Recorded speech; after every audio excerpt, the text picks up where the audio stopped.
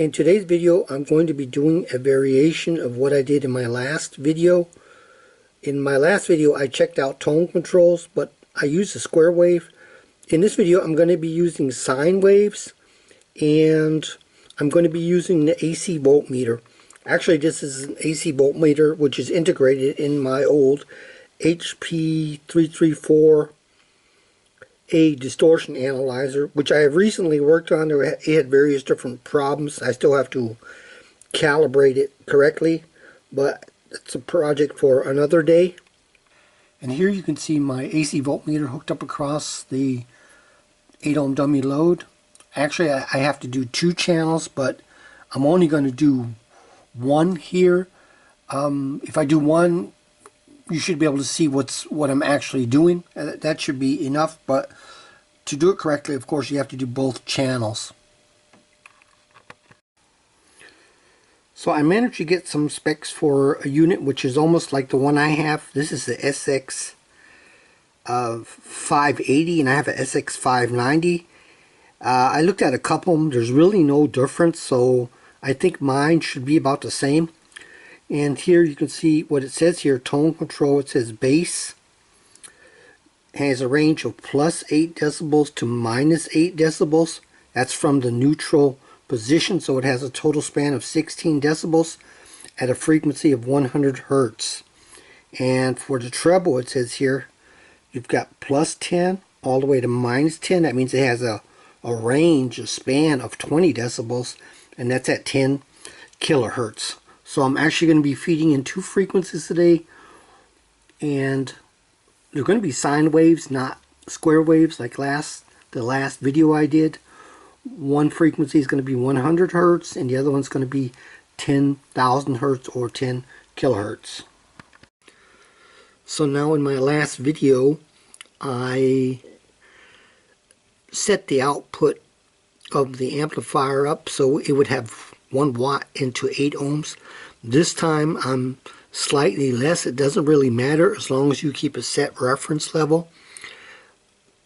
The reason I'm doing this is because with the output I have now, which is slightly less than 1 watt into 8 ohms, you notice the pointer is resting on 0, and this is the dB scale, meaning we don't have to do any fancy mathematics. We can just read off what's happening. And I just mentioned that the bass control has a span of 16 decibels.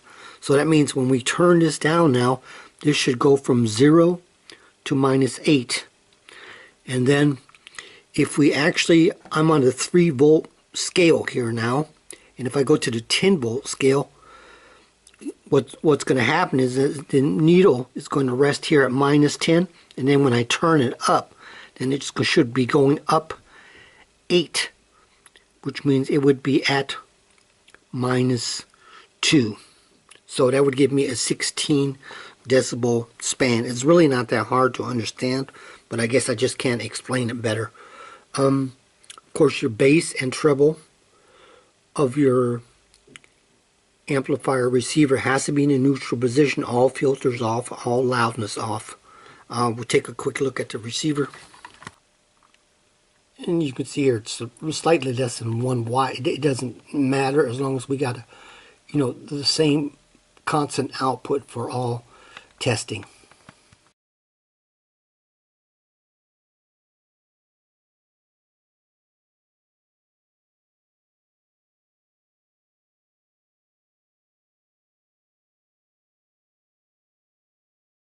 And we can see here I'm on the 3 volt scale. And right now the needle's resting at about 0. Again, I said it has the bass control has a 16 decibel range. It'll go down 8 decibels and then up 8 decibels. Right now it's in the neutral position, and I'm going to feed in 100 hertz right now, or maybe I already have it set up. I gotta take a look. Okay, we've actually got a 100 hertz output. Now watch when I turn the bass down. Again, it's supposed to go 8 decibels either way. The bass and the treble right now, I repeat, are in a neutral position. So I'm going down 8. Again, also, I want to mention this is not an exact science. It depends upon your output of your signal generator. If that's constant, you across all the frequencies, you have to check that too before you start. And also, you have to make sure your AC voltmeter is calibrated correctly. I know mine's a little bit off because I repaired it not too long ago, and I haven't did the calibration yet. And this is the first time I've actually used it since then, I believe. So we'll go ahead and turn down the base, and it should, if everything is like in the specs, it should be resting at about -8. But of course, it's not a perfect world, so more likely than not, it's going to be off somewhat, but that's not something to get alarmed about. It's not going to be perfect. So here I go. And you can see actually it went from 0 to almost about -8, so that's 8 dB. Now we'll go ahead and go the other way. For that, I have to go put it back in a neutral position. So when I go to the next higher scale, I'm on the 3-volt scale now. When I go to the 10-volt scale, this should be then 10 dBs lower, so it means I should become resting right here. Everything's correct. So it is, oh, I can see it's a little bit off. That must be a calibration problem. So again, so now if I turn the base up, it'll go here from -10, it'll go to -2. That's a span of 1, 2, 3, 4, 5, 6, 7, 8.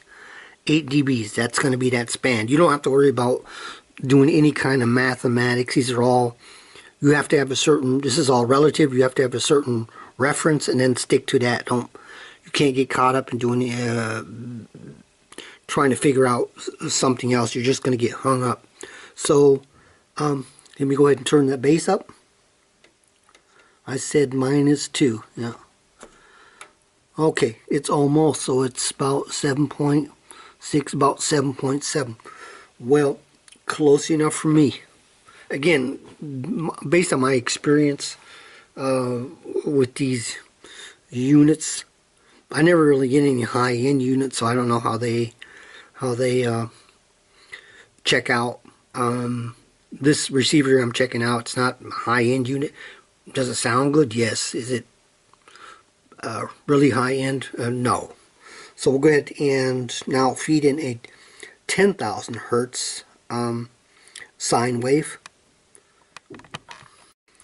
So now we're set up to check out a 10,000 hertz, and for 10,000 hertz the treble control has a span of 20 decibels, I believe. The bass had 8. No, excuse me, the bass had 16 and the treble has 20, so the treble should go 10 either way. So it should go from 0 to -10 now if I turn the treble control all the way down. Again, the 0 is my reference here. Okay, well, it went down to almost -11, so it's a little bit over, but this isn't an exact, not an exact science. So I will go ahead now. I'm on the 3-volt scale. I'll go up to the plus, or rather the 10-volt scale. That means this needle here is going to go there. Stop it here at -10 where my finger's at, if what I say is correct.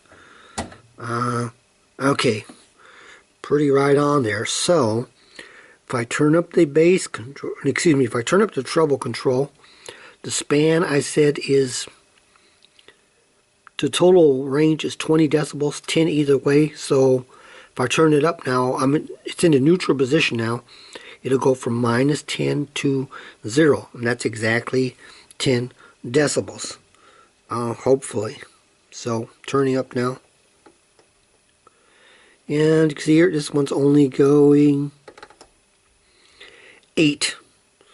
So I'm not sure whether the other channel is like this, or all SX-590s are like this, or if there's actually a problem, I'd actually have to replace all the capacitors, I guess, and then see what happens then. But it's this unit's basically already, this receiver is basically already sold, and I don't think I'm going to get, you're not going to get an extra 50 for swapping out all capacitors and doing tests. It's kind of like buying an old Crown Victoria from somebody and they told you they just had a brand new engine put in. It doesn't make it any more, or rather not very much more valuable if they actually do, unless you're a real collector.